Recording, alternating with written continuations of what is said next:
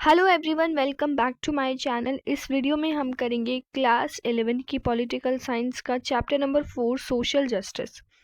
Social justice जो हमारा chapter है उसमें हमने दो प्रिंसिपल्स पढ़ लिए थे जस्टिस के, जिसमें पहला प्रिंसिपल हमने पढ़ा equal treatment for equals, second principle हमने पढ़ा प्रोपोर्शनेट जस्टिस, और अब हम पढ़ने जा रहे हैं थर्ड प्रिंसिपल जो हमारा है रिकॉग्निशन ऑफ स्पेशल नीड्स। अब ये रिकॉग्निशन ऑफ स्पेशल नीड्स जो है इनका मतलब क्या होता है, ठीक है। स्पेशल नीड्स मतलब, अब देखो कुछ लोग जो होते हैं जो डिप्राइव्ड सेक्शन से होते हैं तो उन्हें स्पेशल नीड्स की ज़रूरत होती है, मतलब स्पेशल ट्रीटमेंट की ज़रूरत होती है। इसलिए उनको बाकी जो इक्वल्स हैं उनके बराबर लाने के लिए कुछ स्पेशल ट्रीटमेंट देने की ज़रूरत होती है, ठीक है। इसको हम एग्जाम्पल से समझेंगे। तो अपने टॉपिक पर चलते हैं। थर्ड प्रिंसिपल जस्टिस का जो है सोसाइटी में, वो क्या है, स्पेशल लोगों की स्पेशल नीड्स को देखना जब भी हम रिवॉर्ड्स या फिर ड्यूटीज को डिस्ट्रीब्यूट करते हैं, ठीक है। अब this would be consider a way of promoting social justice. इस तरीके से हम सोशल जस्टिस को प्रमोट कर सकते हैं। अब अगर अब क्या है कि कोई बच्चा है, ठीक है, और वो क्या है, वो देख नहीं सकता है और सबके लिए एग्ज़ाम कंडक्ट किया जाता है, तो बाकी सब बच्चे तो देख सकते हैं लेकिन वो नहीं देख सकता। तो इस तरीके से तो ये क्या है, अनइक्वल ट्रीटमेंट हो गया। तो इक्वालिटी लाने के लिए हमें उसे स्पेशल ट्रीटमेंट देना होगा, ठीक है। In terms of their basic status and rights as members of the society, justice may require people be treated equally.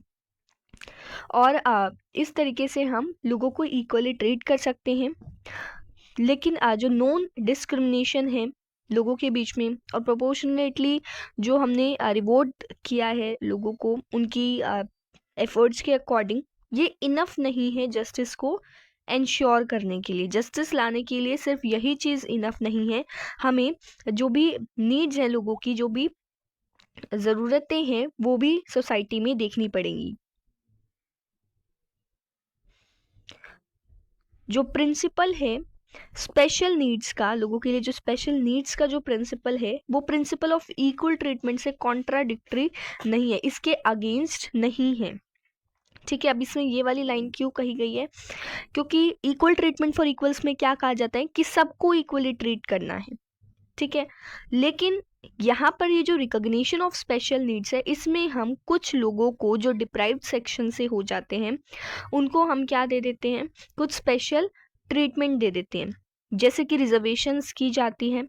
अब जो रिजर्वेशंस किन के लिए होती है, जो बैकवर्ड कास्ट से बिलोंग करते हैं, एसटी एसटी जो होते हैं, एससी एसटी, ठीक है, उनके लिए रिजर्वेशंस की जाती है। अब ऐसा क्यों किया जाता है कि कहीं ना कहीं उनकी जो है उनको एजुकेशन अच्छे से नहीं मिल पाई होगी, ठीक है। तो इस वजह से वो डिप्राइव्ड सेक्शन से बिलोंग करते थे, इसलिए उनको इक्वल लाने के लिए, जैसे कि अगर वो यहाँ पर है, ठीक है, और यहाँ पर क्या है, बाकी की कैटेगरी है, ठीक है, जिनको प्रॉपर एजुकेशन मिल रही है, और ये वाली जो है उनको प्रॉपर एजुकेशन नहीं मिल रही है, तो हम क्या कर देते हैं, इनको इनको रिजर्वेशन प्रोवाइड कर देते हैं। रिजर्वेशन प्रोवाइड करने से अब ये क्या हो जाते हैं, इनके इक्वल हो जाते हैं, ठीक है। और अगर हम ये स्पेशल नीड्स जो हैं, लोगों को स्पेशल नीड्स को रिकॉग्नाइज नहीं करेंगे, स्पेशल ट्रीटमेंट लोगों को प्रोवाइड नहीं करेंगे, तो कभी भी हम जस्टिस ला ही नहीं सकते।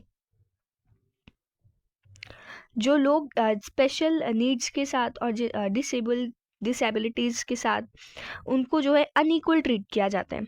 अब कुछ लोग जो हैं जो डिसेबल्ड पर्सन्स हैं और कुछ बिल्कुल सही है, ठीक है, तो उन दोनों को हम इक्वली ट्रीट तो नहीं कर सकते। हम ये तो नहीं कह सकते कि जो डिसेबल पर्सन है वो इक्वल है, ठीक है, जो सही पर्सन है उसके। तो इसलिए जो डिसेबल्ड पर्सन्स होते हैं उनको भी स्पेशल ट्रीटमेंट दिया जाता है, जैसे कि हॉस्पिटल्स वगैरह जो होते हैं उनमें सीढ़ियाँ तो होती है, साथ ही साथ रैम्प्स भी बनवाए जाते हैं। अब वो रैम्प्स उनके लिए होते हैं जो व्हील चेयर पर बैठे होते हैं, जो डिसेबल्ड पर्सन्स होते हैं, उनके लिए वो रैम्प्स भी बनवाए जाते हैं। अब इस तरीके से इक्वालिटी यहाँ पर लाने की कोशिश की जाती है। But it is not easy to get agreement regarding which inequalities of people should be recognized for providing them special help. अब ये इतना भी easy agreement नहीं है सोसाइटी में इक्वालिटी लाना, लोगों की स्पेशल हेल्प जो लोगों को चाहिए उनको रिकॉग्नाइज करना। Physical disabilities, age, or lack of access to good education or health care are some of the factors which are considered grounds for special treatment in many countries. अब जो physical disabled persons होते हैं उनके लिए हमने बात की कि रैम्प्स वगैरह बनवाए जाते हैं या फिर और भी फैसिलिटीज़ की जाती हैं ताकि उनको इक्वल लाया जा सके। अब एज में भी रिलैक्सेशन दिया जाता है, जैसे कि जो पिछड़ी जाति से बिलोंग करते हैं, जो ST SC होते हैं, उनको भी क्या किया जाता है, एज रिलैक्सेशन दिया जाता है। जैसे कि एक तरफ जनरल कैटेगरी, अगर उनको 35 तक का 30 तक का एज रिलैक्सेशन है, तो बाकी के जो क्लासेस हैं, जो डिप्राइव्ड क्लासेस हैं, उनको 5 ईयर्स का और दे दिया जाता है, 35 और उनको एज रिलैक्सेशन दे दिया जाता है। ठीक है, जिनको जो गुड एजुकेशन नहीं मिली होती, हेल्थ केयर नहीं मिला होता, तो उनके लिए कुछ फैसिलिटीज़ प्रोवाइड कर दी जाती है, कुछ स्पेशल ट्रीटमेंट उनको दिया जाता है। अब ये बिलीव किया जाता है कि अगर लोग जो डिफरेंट स्टैंडर्ड ऑफ लिविंग और अपॉर्चुनिटीज़ को एंजॉय कर रहे हैं, तो उनको इक्वली ट्रीट किया जाता है। ठीक है, in respect with those who have been deprived of even the basic needs to live a healthy and productive life. अब एक तरफ तो क्या है, एक तरफ तो वो लोग हैं जो बिल्कुल जिनको सारी एजुकेशन, अच्छे से एजुकेशन मिल रही है, हेल्थ केयर मिल रहा है, सारी चीज़ें मिल रही है, लेकिन एक तरफ वो है जिनको अच्छे से एजुकेशन नहीं मिल रही है, हेल्थ केयर नहीं मिल रहा है। ठीक है, तो उन दोनों को इक्वली ट्रीट करना सही नहीं होगा, जस्ट नहीं होगा। जो जिनको अच्छे तरीके से एजुकेशन वगैरह मिल गई है, उनको किसी स्पेशल ट्रीटमेंट की ज़रूरत नहीं है, लेकिन जिनको नहीं मिली है, एजुकेशन नहीं मिली है, हेल्थ केयर नहीं मिला है, तो उनको स्पेशल ट्रीटमेंट की ज़रूरत है। अगर ऐसा कर दिया गया कि दोनों को ही इक्वली ट्रीट कर दिया गया, उनको भी जिनको प्रॉपर एजुकेशन मिल रही है और उनको भी जिनको प्रॉपर एजुकेशन नहीं मिल रही है, तो ये एक अनइक्वल सोसाइटी ही क्रिएट करेगा। हम कभी भी एक जस्ट सोसाइटी जो होते हैं उसको क्रिएट नहीं कर सकते हैं। हमारी कंट्री में lack of access to good education or health care and other such facilities is often found combined with social discrimination on the grounds of caste। हमारी कंट्री में क्या है, जो अच्छी एजुकेशन है, हेल्थ केयर है और बाकी की जो फैसिलिटीज़ हैं, उसमें जो है डिस्क्रिमिनेशन किया जाता है, सोशल डिस्क्रिमिनेशन किया जाता है कास्ट के ग्राउंड पर।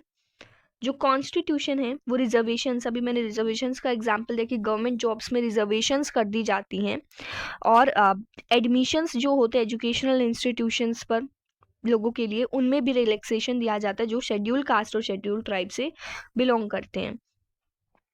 हमारा जो डिस्कशन है, तीसरे अलग अलग प्रिंसिपल्स, हमने 3 प्रिंसिपल्स इसमें पढ़े जस्टिस के।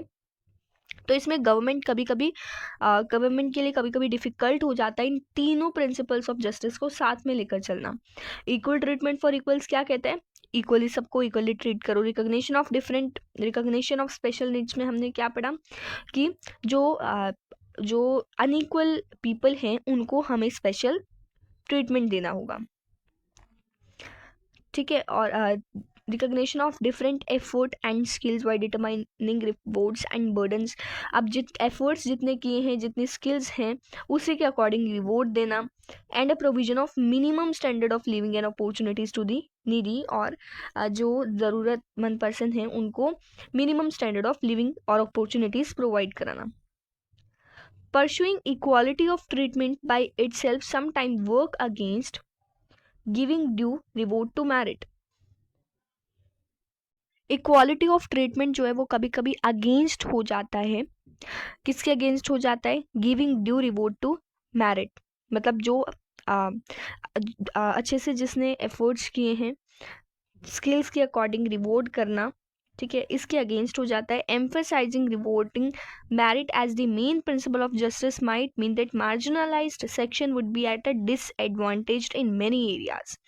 अब रिवॉर्डिंग जो जिन्होंने अच्छे से, जिनको एजुकेशन मिली है, तो उन्होंने अच्छा स्कोर किया, अब उनको रिवॉर्ड किया जा रहा है उसी तरीके से, तो इसको एक मेन प्रिंसिपल माना जाता है जस्टिस का।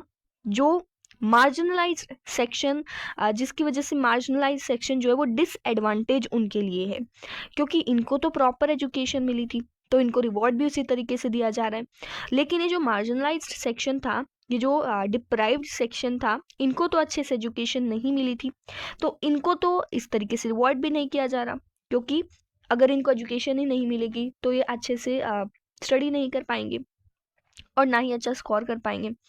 तो ये जो है डिसएडवांटेज, एज अ डिसएडवांटेज देखी जाती है मार्जिनलाइज सेक्शंस के लिए, क्योंकि इनको ये फैसिलिटीज़ नहीं मिली जैसे कि गुड नरिशमेंट और एजुकेशन।